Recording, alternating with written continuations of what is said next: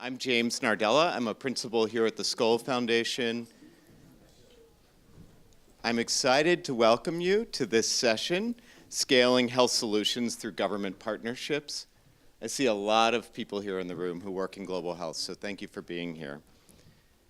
This session will explore two cases where government and global health NGOs are working together to realize their aspirations of universal health care.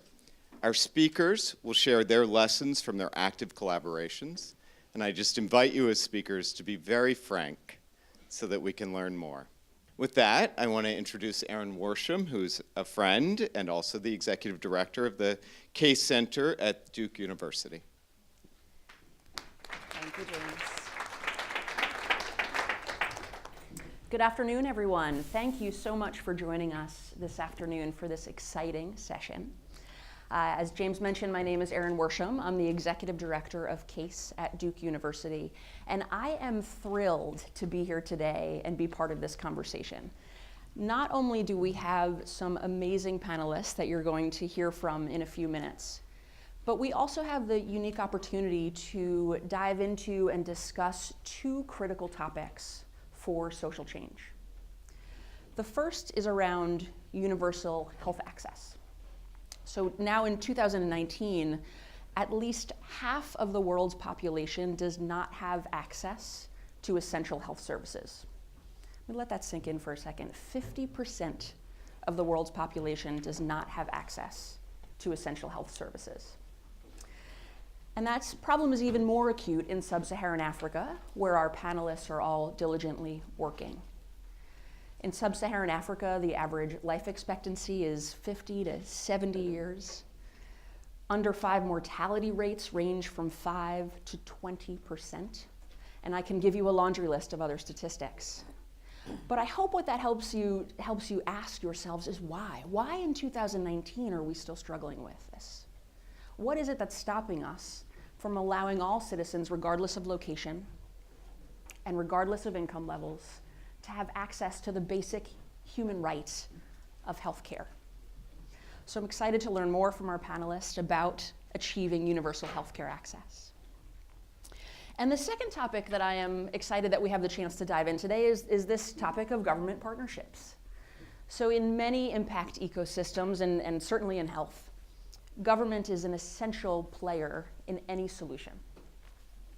But what we know about government and social enterprise partnerships is that they, on the one hand, can be incredibly powerful, and on the other hand, are incredibly challenging to get right. So let me take a pause and ask the audience, for those of you that have worked in partnership with government and social enterprises, or have seen those partnerships happen, I just want to have some call outs. What are some adjectives that pop to mind when I say that word, those words of social enterprise government partnerships? Frustration. There was like a chorus of frustration from the corner. Glue. I love that. What was that? Human rights. Human rights. Slow. Slow. Rock and roll. This is one of my favorites from a previous conversation. Empowering. Great. Scale. Fantastic. Fundamental. And this is perfect. I couldn't have scripted this better. To say that if you think about those adjectives, there's a lot of really powerful ones, positive ones, and there's a lot of ones that point to the challenge of getting these partnerships right. And so I and my team at CASE feel so strongly about the potential of social enterprise government partnerships and about the challenges of getting them right that we actually wrote a report on the topic.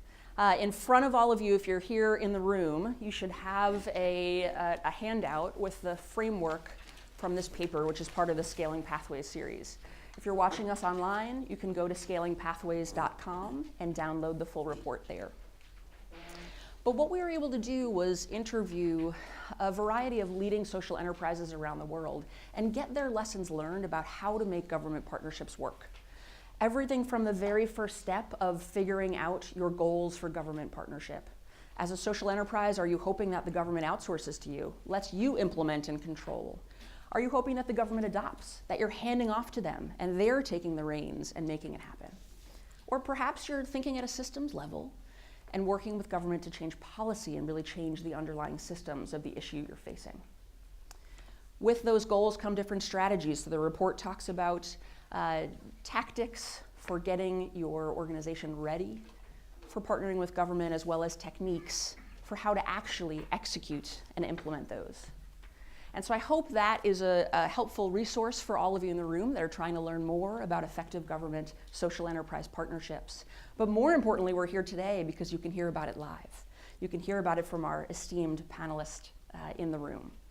So just quickly in terms of flow for the session, we're going to start with what we're calling paired interviews to give us a chance to dive just a little bit into some incredible government social enterprise partnerships. So we'll start off with a partnership between Partners in Health and the Kingdom of Lesotho. We'll then have a conversation with the partners from Last Mile Health and the government of Liberia. And then I'm going to bring all the panelists back up to stage together so that we can have a discussion with you and have the chance to have your questions asked and answered and hear your perspectives as well. So we've got a lot to cover. Does that sound good to everybody? You excited? Yeah. Good energy in the room? Okay, I know it's after lunch, always the worst time, but we're still early in the week, so hopefully we've got some good energy still. So with that, why don't I welcome our first pairing up to the front to join me. I'm going to ask Abera Leta, the Executive Director of Partners in Health, Lesotho, as well as Thabelo Ramatlapeng, the Director of Primary Healthcare, the Ministry of Health in the Kingdom of Lesotho, to join me. And while they're settling in, what I'd like to do is just give you a little taste, a little overview of the partnership that they are embarking on together, so that we all have a shared understanding of what their partnership is before they dive a little bit deeper into it. So the government of Lesotho first invited Partners in Health into the country in 2006 as a response to the HIV epidemic, where nearly 1 in 4 citizens of Lesotho are HIV positive. Partners in Health worked on HIV in 7 clinics in some of the most isolated areas, proving that they could help manage and improve HIV treatment.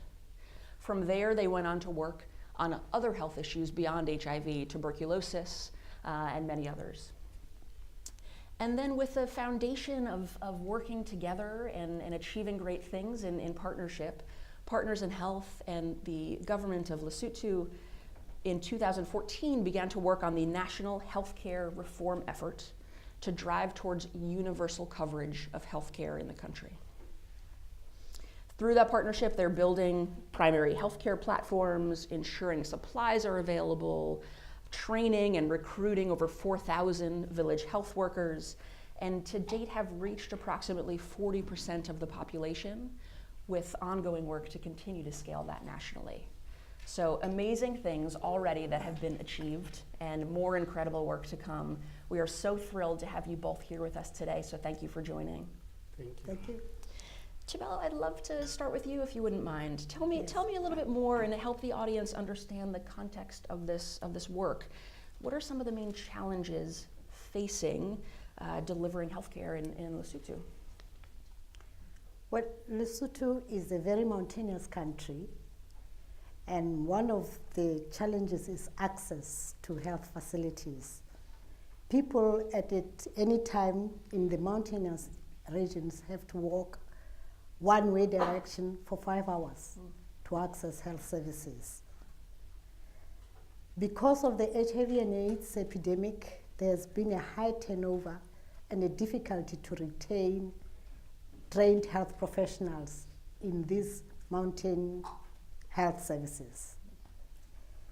And so the communities have lost confidence in the healthcare provided. As a result, there is high underutilization of existing facilities. So much so that we have one of the highest mortalities of maternal mortalities in the region, around 1,155 per 100,000 deaths. We have one of the highest prevalence of HIV and AIDS, ranked second in the world, and highest prevalence of TB. So the government has been looking at solutions as to what can happen, what can retain the healthcare professionals in these facilities. How can we ensure that communities utilize facilities? One of the solutions was engaging with village health workers and making sure that village health workers facilitate follow-up of patients. They facilitate identification of at-risk people at community level and refer them to health facilities. One of the issues was actually the actual allocation of resources to primary health care. It's very minimal. Why? When there is so much getting into the health sector, government allocates about 11% of its GDP to health care. We have a lot of partners in the country helping us with addressing the HIV/AIDS scourge. So why are we having all these problems? It's because these resources that are there, some of them are directed to vertical programs, and they are not addressing the weak health system. Government resources also are not necessarily trickling down to the communities. They are more focusing on tertiary health care. So the result is a very weak system for really identification of these people who need services. You cannot get them if you don't have a robust health system that can pick them up.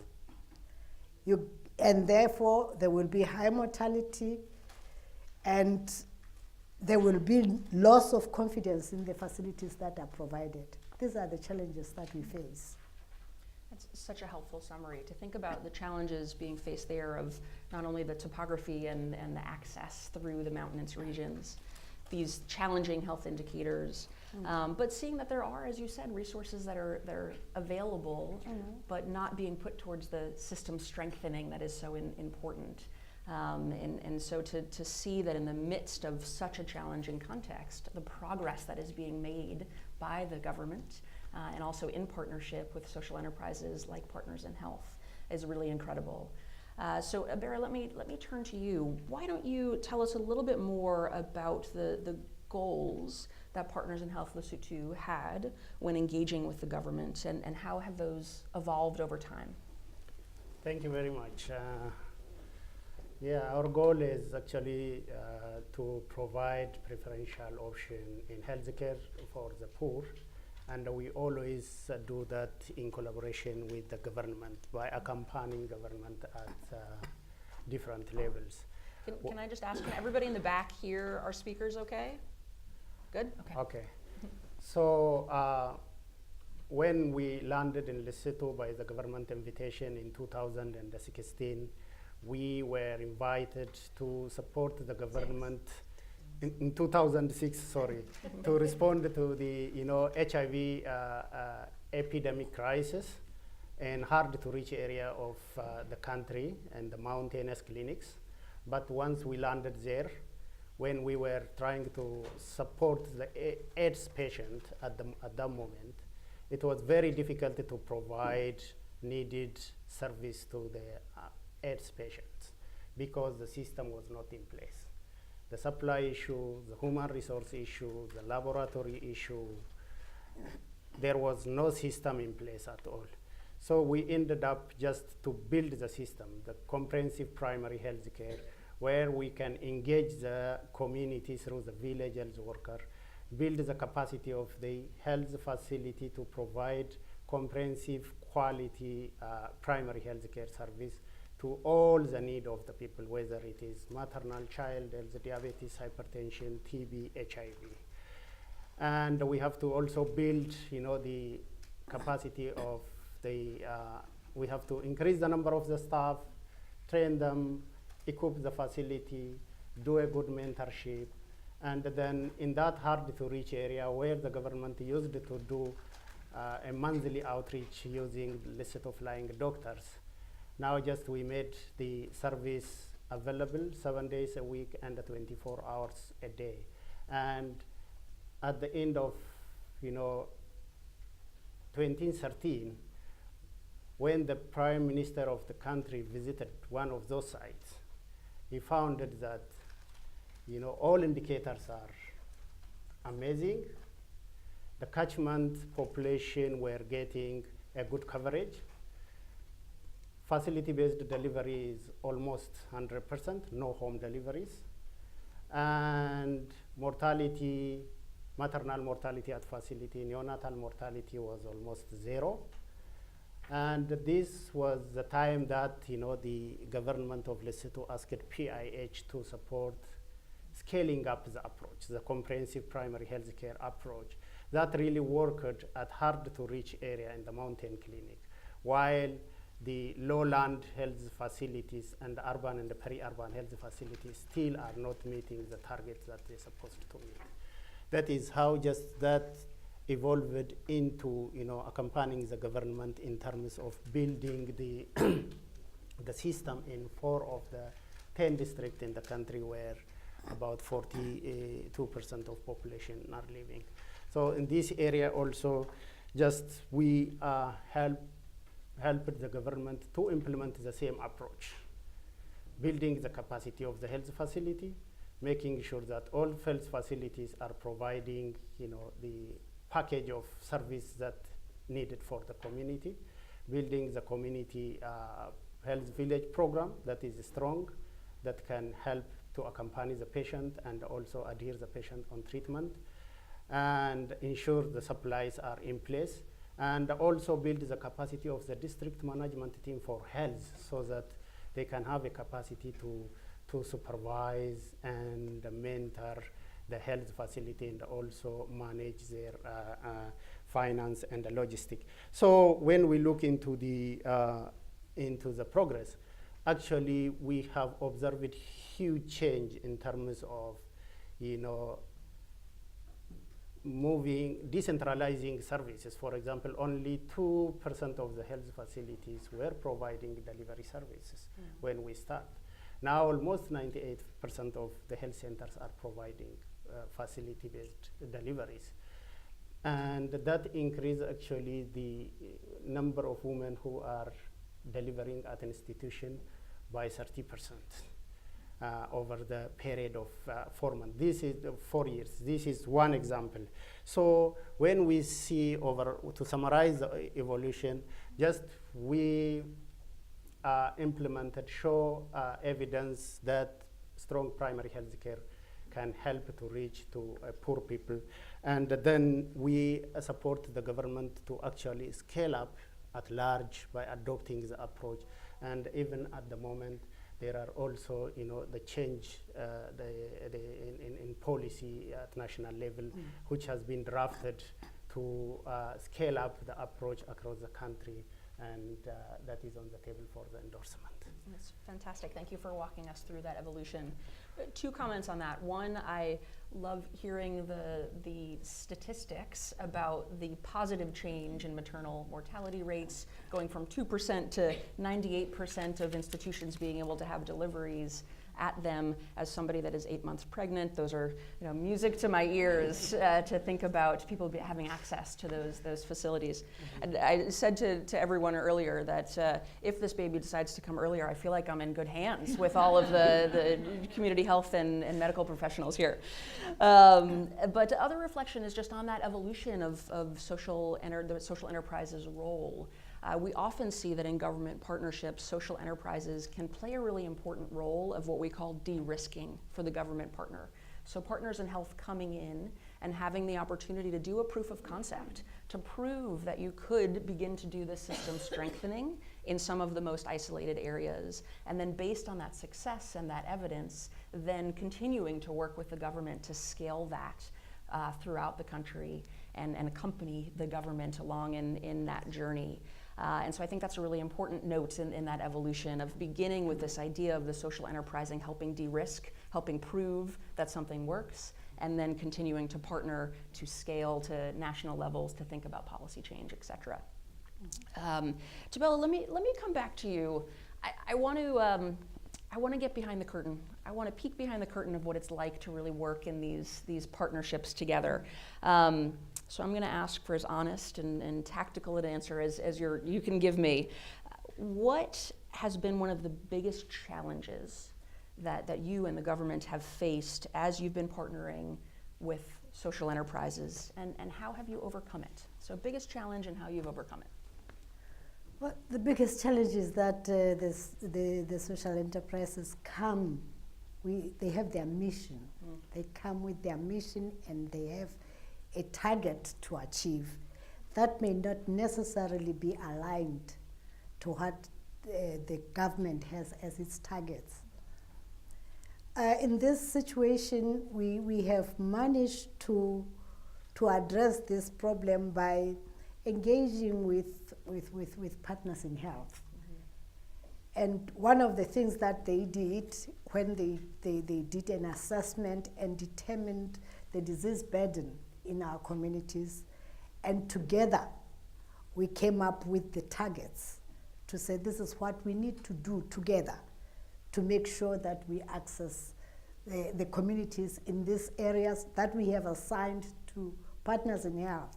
They are assigned 4 districts, and the health centers were 68 health centers. And in all, where we have a population of 2 billion, they were serving a target of about 42% of our population. So it was a significant population that would fall within their catchment, and we wanted to make sure that whatever they are doing, we are working together. So that actually has helped. We needed to align these facilities to the local government structures, because at this time government had decentralized. It had a decentralization policy. Why align it? Because we wanted the local leaders to facilitate the uptake of services. Like I said, people had lost confidence, and we needed to have people with influence to make sure that the facilities that have been upgraded.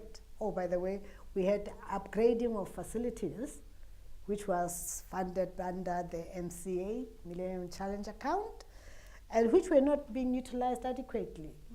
So the facilities were there, but nobody was using them. So we needed the local leaders to make sure that these facilities are utilized. We work together with partners in health to look at the policies that are for training and selecting village health workers. We were now going to be giving village health workers more responsibility, and they needed to be confident and be, looked upon as with respect in their villages. So we looked at this model with partners in health, and we said, this is a good model. Let's strengthen it. Let's develop materials together. Like Abera has said, we even went as far as developing policies to make sure that we succeed.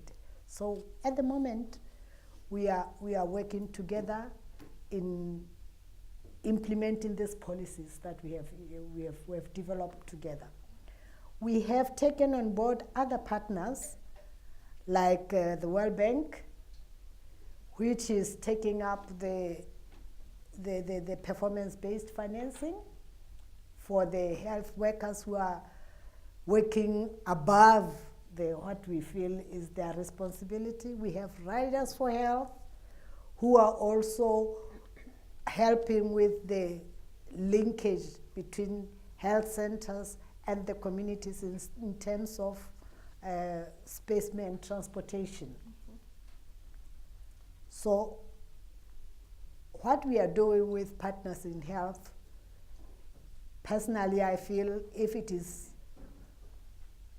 rolled over to these other partners and we are working on the same scheme together, we can actually overcome most of our problems. Love the positive outlook and all of the partnerships that you're undergoing. And where you started saying one of the challenges is social enterprises coming in with their own mission and their own targets. And I think that's great advice for the social enterprises in the room and also for the funders. That often our funders are the ones driving us as social impact organizations to have those missions and targets. And so how can all of the partners in the ecosystem make sure we're approaching government partnerships correctly? Abera, let me ask you the same question, but from your perspective, what has been the biggest challenge that you've had working with governments, and how have you and Partners in Health overcome it?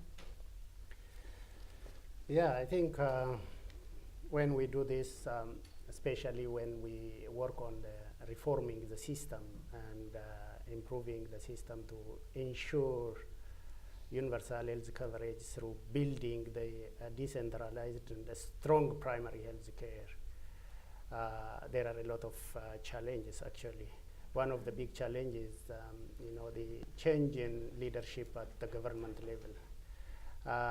That by itself is a big challenge because during the last 4 years, there was a change in government, there was a change in senior leadership, like a minister, principal secretaries or deputy ministers. So we worked with about 4 ministers during this 4 years.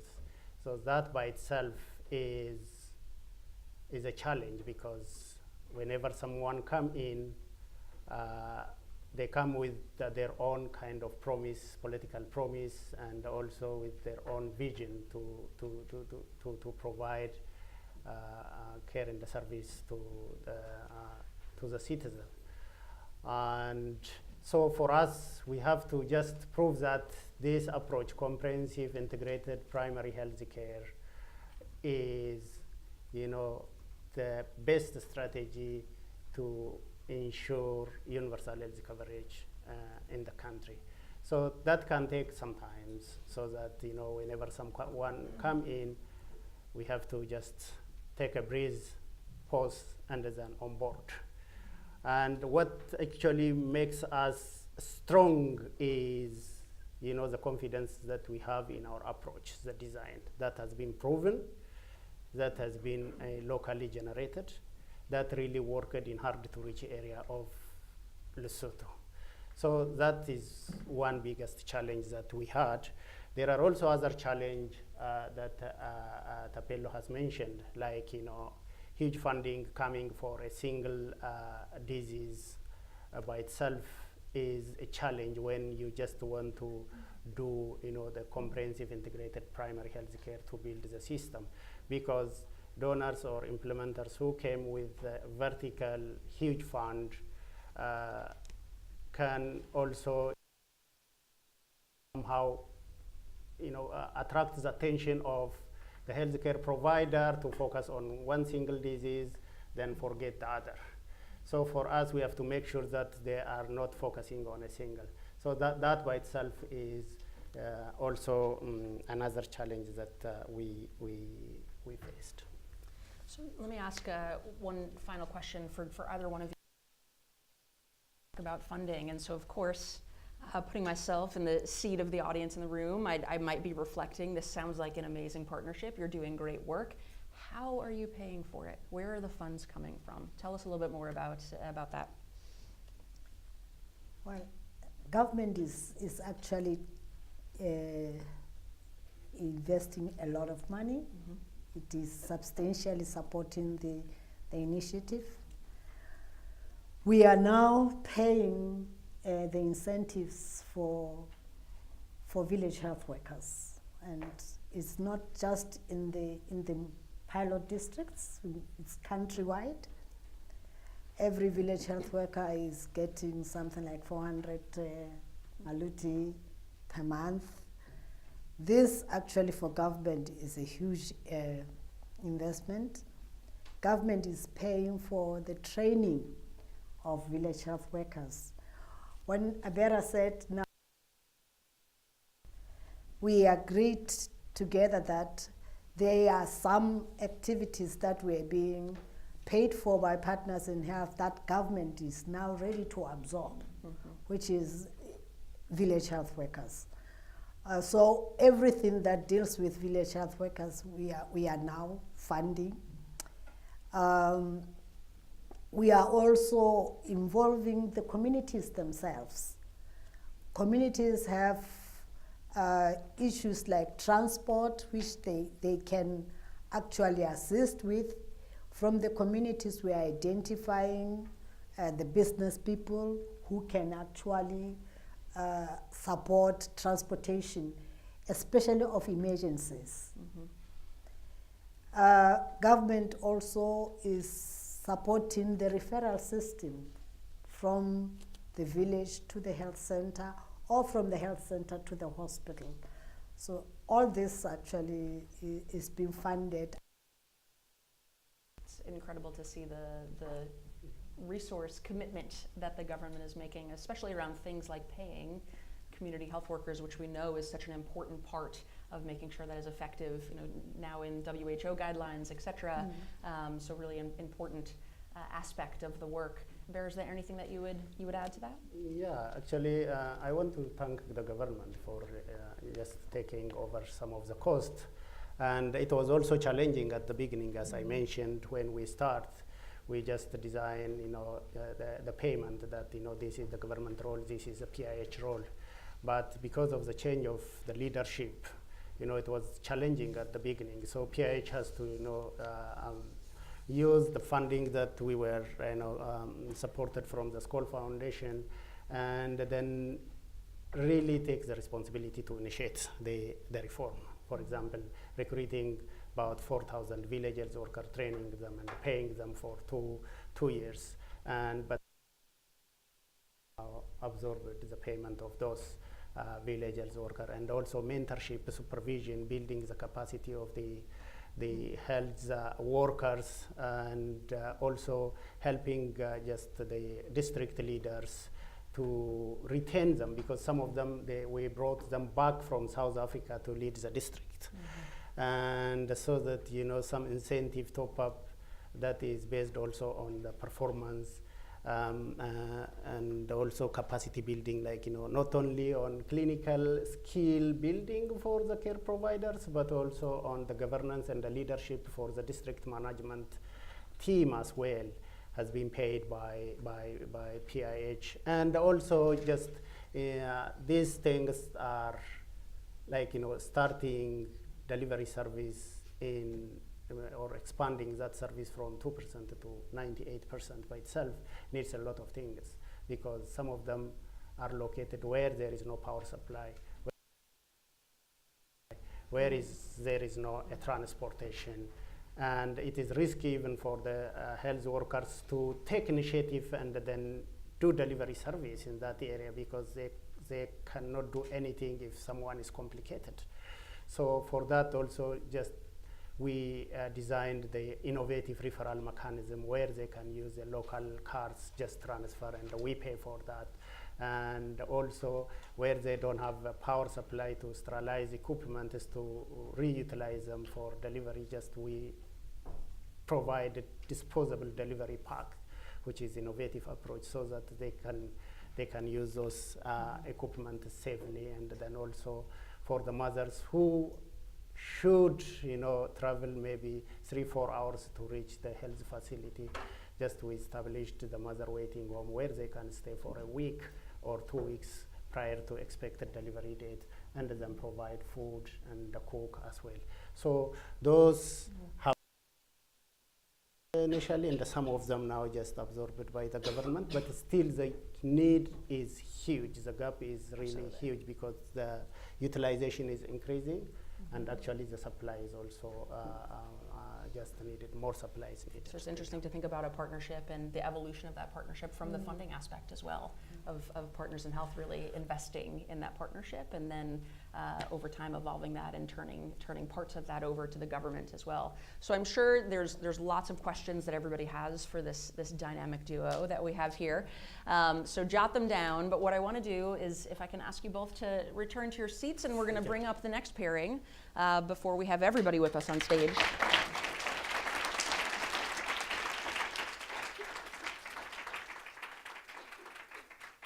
I'll ask Olasford Wiah, the director of the Community Health Services Division in the Ministry of Health, the Government of Liberia, to join me, as well as Lisha McCormick, who is the Chief Operating Officer for Last Mile. Another partnership here in Liberia this time. Again, let me give a little bit of context and overview of the partnership before we dive in. So in Liberia, for those of you that don't know, civil war ravaged the country for about civil wars over the course of about 15 years. And by the end, there was very low health sector capacity there. One of the stats I've heard was that at that time, there were, I think, 51 doctors in the country serving over 4 million people. So if you think about the lack of health sector capacity there at that time, so in 2007, Last Mile Health was asked by the government of Liberia to come into the country, started by embedding staff with the Ministry of Health and beginning a proof of concept in one county to prove, again, a proof of concept around community health assistant or community health worker model. And from this proof of concept, again, we see this evolution of really seeing a partnership that could evolve hand in hand together. And so now they are working together to integrate this community health assistant model into the national public health system. Last Mile Health continues to directly implement programs in 3 of the 15 counties of Liberia, and then also works to train county governments, to train other NGOs, to help spread the model to the rest of the country. And I was also working on policy and working on policy implementation with the government. So a very similar kind of evolution that we've seen. Olasford, I want to start with you. Thank you for joining us, first of all. Tell us a little bit more about the challenges of delivering healthcare in Liberia. And in particular, I would love to hear your personal story of what ignited your passion for this work and brought you to be the director of community health services there. Thank you very much. So Liberia, located in Africa, is that small country, right? Mm-hmm. But it has a lot of difficult terrains, very hard to reach communities, very rural communities. And providing quality services in those communities poses a lot of challenges. Traditionally, the traditional method of providing quality services is to allow the community to come to you mm-hmm. at the health facilities. And so that in itself, in my mind, is not a very nice thing for the community members, because some of them have to work like 4 or 5 hours, 8 hours away. So they just won't come. I had a specific story, and a couple of them that I really live. And it really touched me, and it really brought me the responsibility to be able to make some changes with the little I had. At the time, I was serving as the HIV/TB focal person for one of the southeastern county, Refugee. Mm-hmm.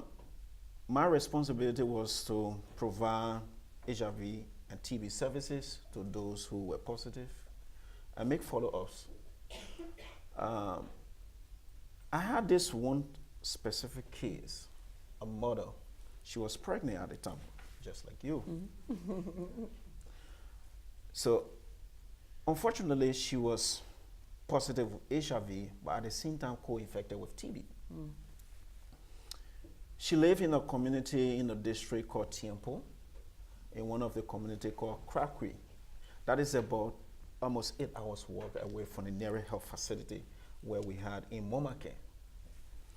But because of my passion of following up on my patient, I try my best to always meet her. Unfortunately, she got in her 9 months mm-hmm. safely. She got into labor.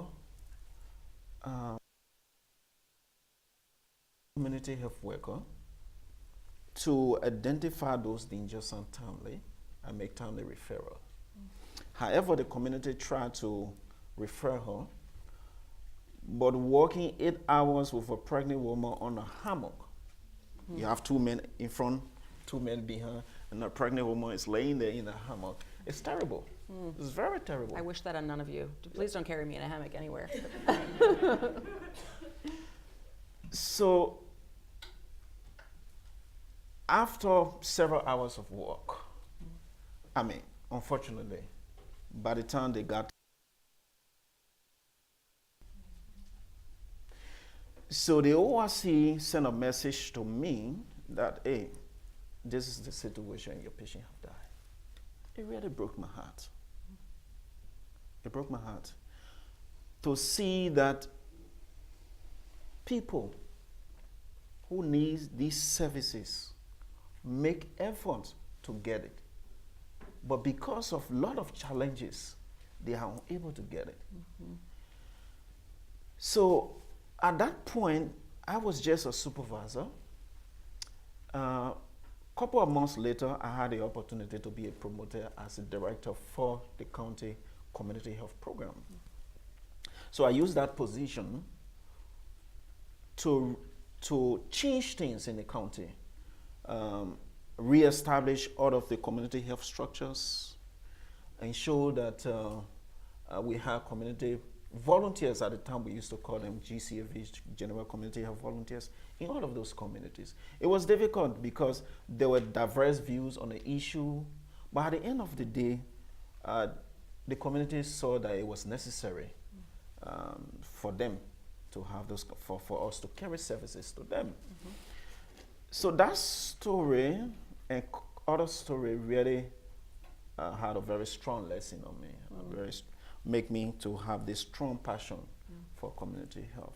It's such a powerful example for all of us as we think about scaling to universal health coverage, or we talk often at this conference and in this field about systems change and the level of impact that we want to have, but to remember it's also about the individuals. Yes. And for you to have that powerful story that's really driving Yes. and motivating your work is a sad story to have to bear, but also one that I think is driving you to do incredible things. So thank you for sharing that. Sure.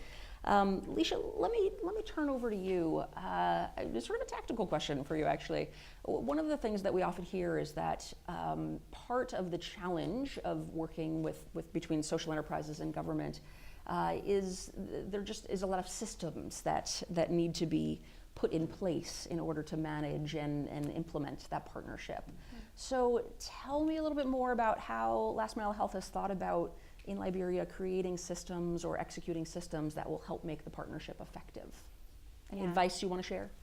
Yeah, absolutely. Thanks, Erin. It's great to be here with you all, and particularly terrific to sort of stand on the shoulders of giants like Partners in Health. I think the systems question is a really good one, and it's quite astute. And I think my initial reaction is that the first thing you need to do is not build parallel systems. So, so frequently when we actually enter into this work and we talk as social enterprises about working with government, we talk about our model, our methodology, and sort of treat it as if it's a baton that's eventually going to be passed from me to Olasford, and then he's just going to happily take and run with it. And that's actually not a particularly respectful way to engage in a partnership, right? So I think, as you said in your opening remarks, Erin, we, in the work that we've done at Last Mile Health, has very much been one of approaching this work with an attitude of listening and learning. I think from our get-go, we really looked to the Ministry of Health to say, what are your ambitions? We know that it's important in this country of over 4 million people that you have 1.2 million who are living outside of reach of healthcare. What are the types of questions you're looking to answer to be able to better serve them? And the types of questions that they were asking were not necessarily related to evaluation of evidence or randomized control trials. It was actually around implementation and cost effectiveness. How do you do this thing and how do you pay for it? So, I think that in terms of the work that we've done, a lot of it has very much been in partnership with colleagues like Olasford and others at the regional and then at the central Ministry of Health, in terms of how we actually actively acquire lessons to inform the way that policy reform and systems design can be undertaken. And then also in terms of making sure that there's a level of proximity in the way in which we work. I think we went through difficult times in Liberia, certainly through the Ebola epidemic, but even prior of sort of some of the modern day crises in healthcare, and the notion that we were able to be a steady, relevant, reliable partner to the ministry is something that I think we felt was our lasting commitment, and hopefully is something that then has also permitted us to also have honest conversations with one another when there are moments where tension arises, or there are areas of very vital importance to our ministry partners that actually might fall a little bit outside of our mission purview. And how do you actually have that discussion around the things that we absolutely are able to flex and we're able to lean into and we're able to work on with our colleagues? And then how are there moments where perhaps there are endeavors that we are not, as a social enterprise, well equipped or capable of leaning into? And how do we then help support the ministry to identify others, or to reorient the way in which they're looking to strengthen a health system? Do you ever feel like there's examples of where you've gone too far on that line one way or the other that you'd be willing to share? It's a good question. Do you have any specific things that pop to mind in that for you, Olasford? So, what I think about government and working with other organization partnership, especially with Last Mile Health and the other folks in Liberia, I think we've been able to develop a very strong working relationship, partnership, and coordination, such that we speak very frankly on issues. For me, I don't sugarcoat issues. Lisha's shaking her head. Yeah. I tell you how it is, not with the intention to make you feel otherwise, but with the intention that the both of us will identify the actual problem and solve it. All right? And so with this kind of relationship, I think we have been able to achieve a lot. There are a lot of cases, that we can mention. So I think that we have a very wonderful partnership going on. Last Mile Health have been one of those strong partnerships that we really enjoy. But I'm not letting my guard down. I'm still on that line. Because Noted, that's on record. Yeah, exactly. I love that point about really being frank and not holding back, and how that's such a critical part of any partnership is that you're making sure you're on the same page and revisiting that and being honest with each other. We should reflect on that for me, though, because I think from the social enterprise side, that can be hard. There are many NGOs, many social enterprises that Olasford and the team could be selecting to work with. So how do you think about, from Last Mile Health's perspective, also being frank and honest and open? Has that been a challenge? And any sort of advice to share on that front? Yeah, thank you.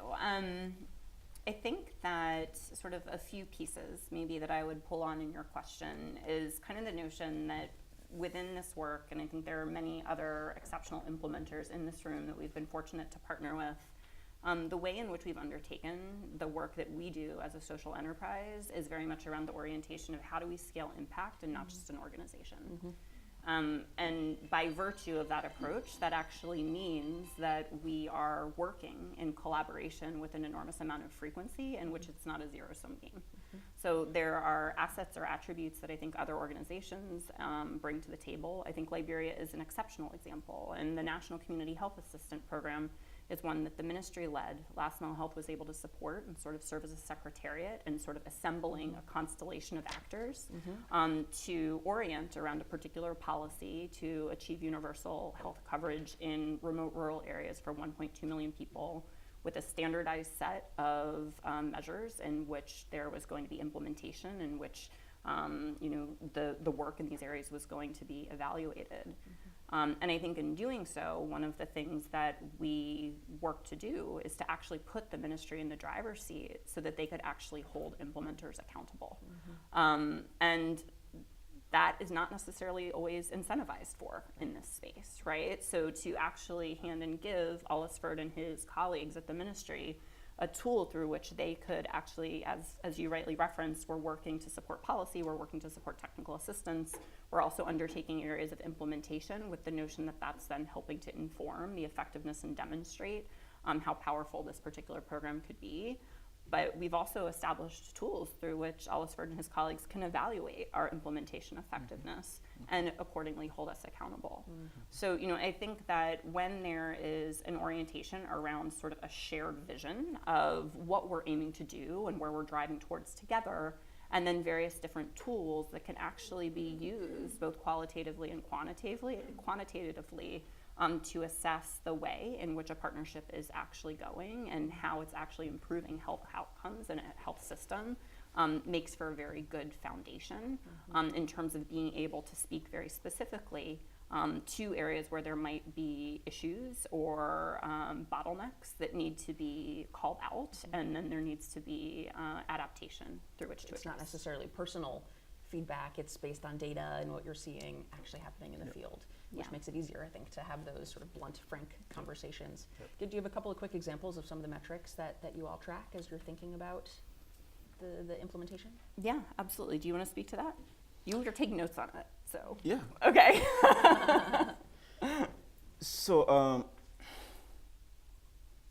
currently in Liberia, the program is structured such that we have a standardized package, right? I'm working with Last Mile and other partners. We are able to structure a well-standardized package that you as a partner, you don't just come in Liberia and say you are going to you want to do community health and design your own structure. It's not going to work. It's just not going to work. Because even if it's difficult to just bypass the system, because the system is structured such that even down to the community level, whenever you just go to the community level, the community member is going to ask you whether you have reached up there. So it's difficult. So we have that strong leadership in place.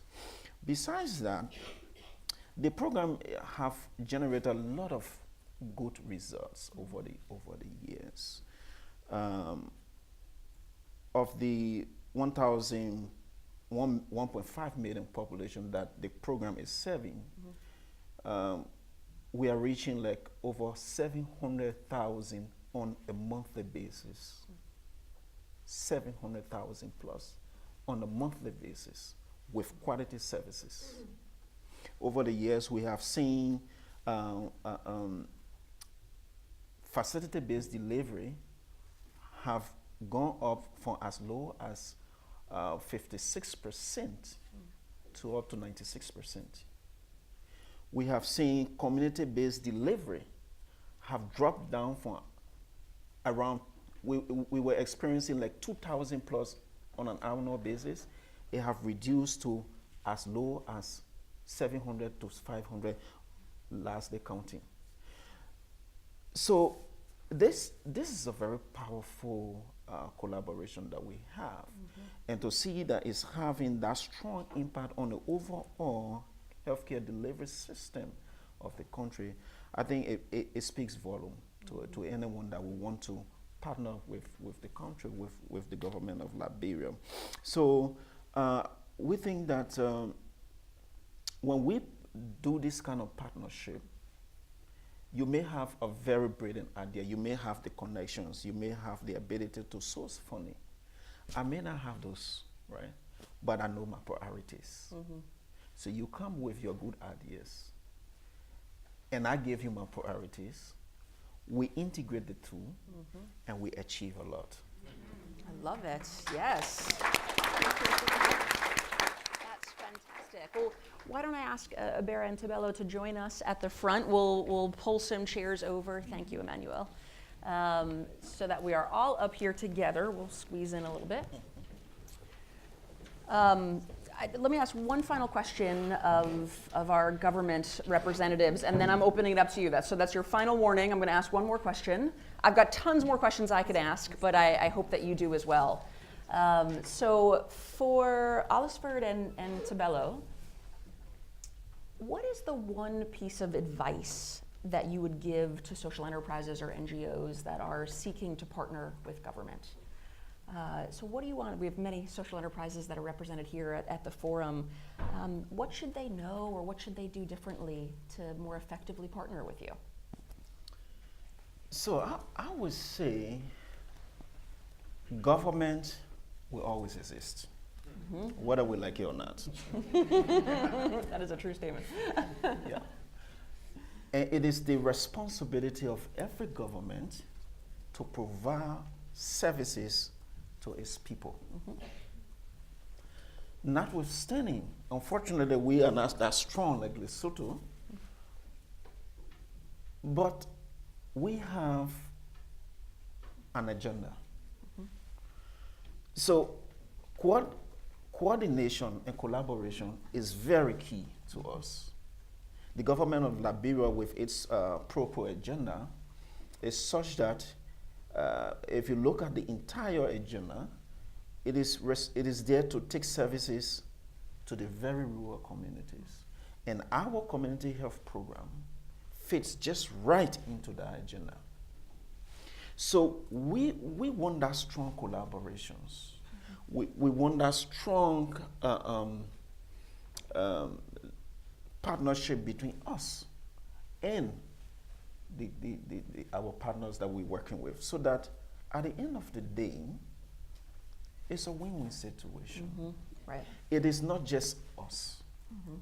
So it's back to that true nature of collaborative Exactly. partnerships, aligning vision, aligning Exactly. priorities, et cetera. Is so, and that clearly is a common theme that we've heard throughout this conversation, making sure you're not bringing your own mission and targets in, but aligning in that way. Yeah. Thabelo, is there anything that you'd add? Yeah, over and above that, I think social entrepreneurs have to know the situation in countries. They have to appreciate there are very many sensitive things that are there within our structures that they need to accept that this is the norm in this situation, and I'm going to work within this framework. And together, we should look at that and together agree on how to go forward. They should not come with predetermined programs and directions which are inflexible. They should be flexible enough to accommodate small nuances that happen within a country. Excellent advice. So let me turn it over to the audience. There are mics going around. As a reminder, we are recording, so please wait for the microphone before you ask your question. Looks like we have one over there. Manuel, right there. Hello.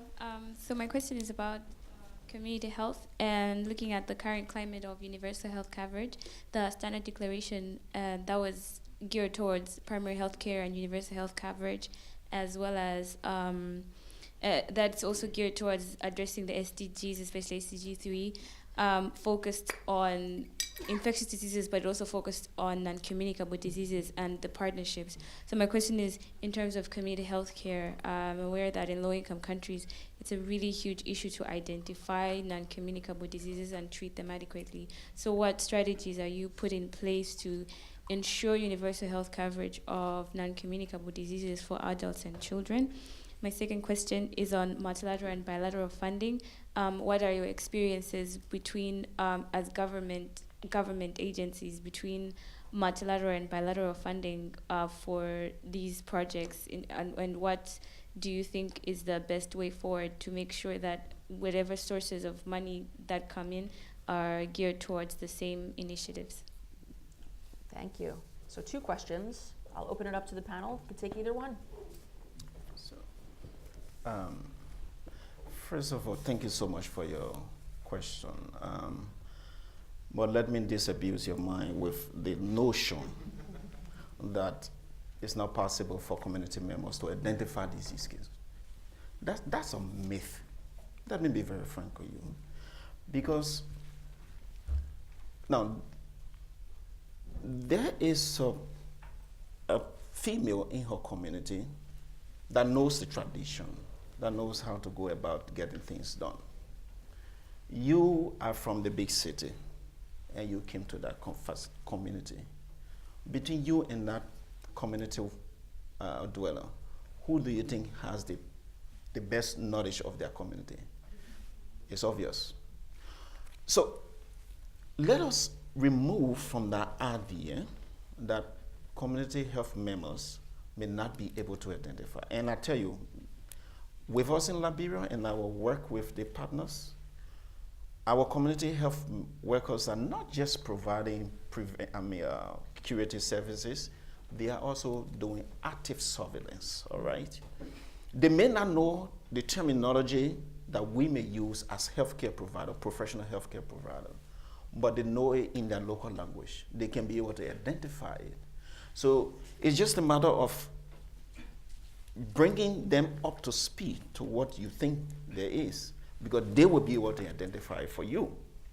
So with that in mind, what we need to do is to work very closely with them, train them, bringing them up to speed with what we have learned, so that they can have that active surveillance in their community. It's working very well in Liberia. The community health workers are actively involved into surveillance, identifying community triggers on a daily basis. A few days ago, someone was asking me, "Oh, we have heard that there are new cases of Ebola in Liberia." And I said, I don't think so. There might be some suspected cases because the community health assistants are identifying suspected Ebola cases and other cases in their own local term, having been trained, all right? And they are reporting it timely. So as we train these ones, they can serve in those capacities that we ourselves may not necessarily have to be there every day. Does that make sense to you? Speaks to the power of the quality and the rigor of the training that you're doing in partnership with Last Mile Health and other partners. Yeah. Also, to add on to that, I think in Lesotho we have trained a new type of a village health worker who, because of the high unemployment among youth, people who have completed Cambridge COSC certificate. Most of them are not employed. We have trained these people as community health workers now, so they are trainable. They can actually do anything that you train them to do in non-communicable diseases. So these people, quite recently, they have gone out to conduct research at the district level, village health workers, determining their coverage in reaching every child with immunization. And we have made a big deal of this study because it was initiated by them, because they were saying that there are some pockets within their districts that are not reachable. So all I'm saying is the village health worker of today is a trainable person who can deal with any problem. It's a powerful force, the village health worker of today. Any reflections on the second question around the multilateral or bilateral funding? Lisha, did you have something? Sure. I guess maybe really quickly to clarify, your question was around alignment of multilateral, bilateral funding towards NCDs or towards broader priorities. Sure, I can speak to that a bit, and then others should, of course, add in. I think one of the experiences that we've quite humbly had in Liberia is the recognition that you actually need to have something that is a general standard or program or policy to which you can then steer multilaterals or bilaterals. In the absence of that, a fragmented system is just inherently generated because everyone's kind of doing their own thing.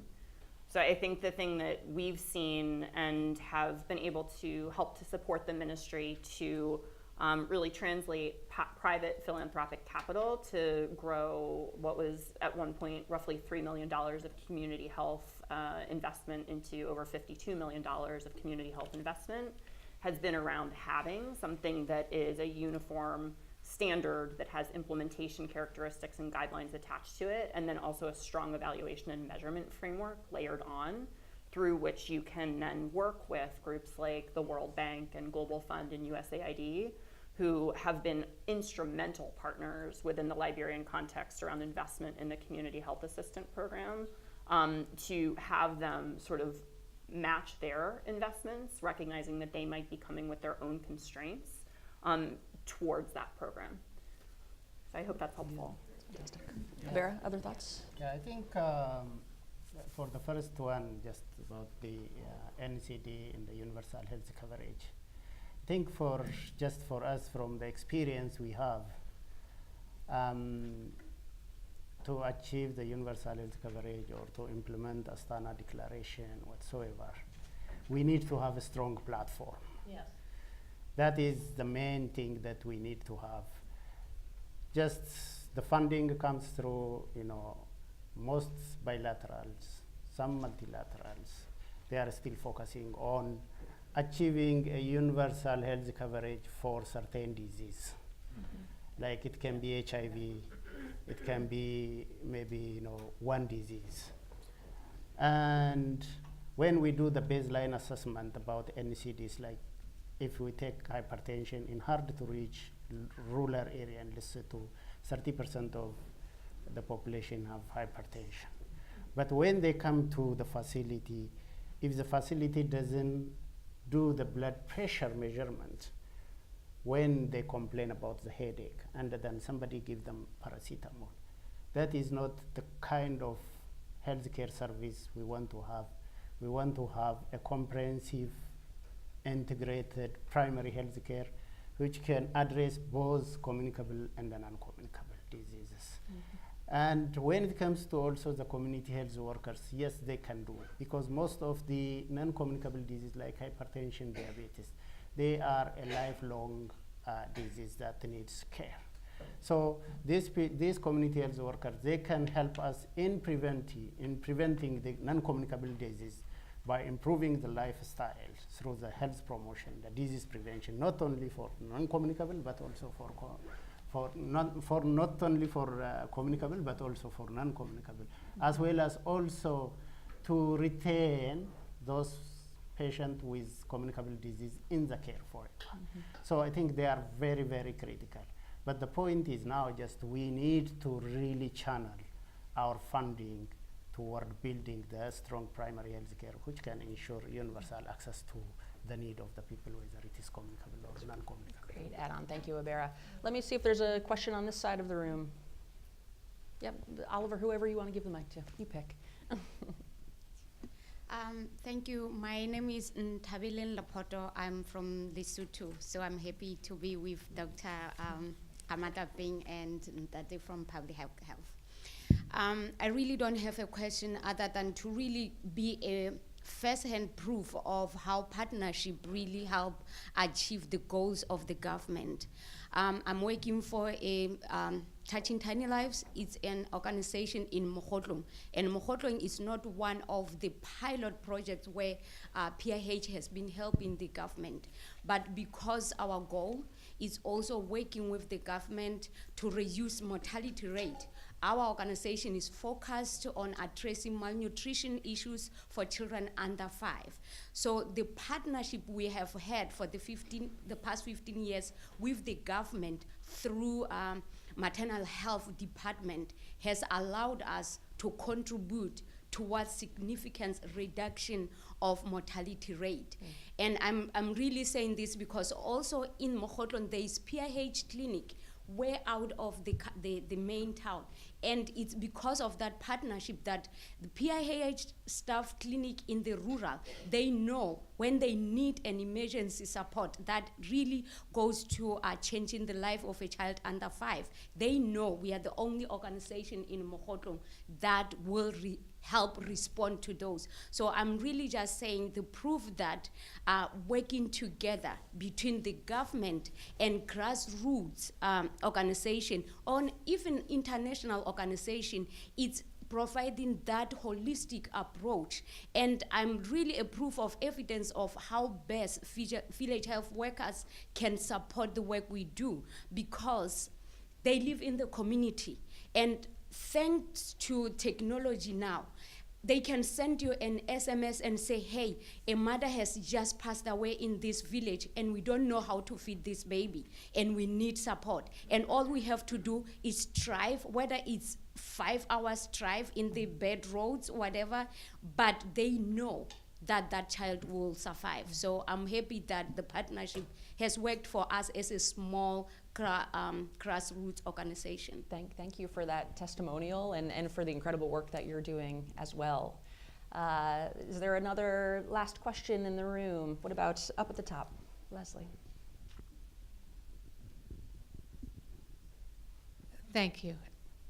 My name is Leslie Flynn, and I'm with Partners in Health, but I don't get to ask these questions very often. So I'm going to take the chance to do it. I wondered if our government colleagues could talk a little bit about what they do when they get conflicting instructions, whether it be from donors or from partner social enterprises, and how they work to solve for that, given their desire to continue to partner and work with outside organizations. Great question.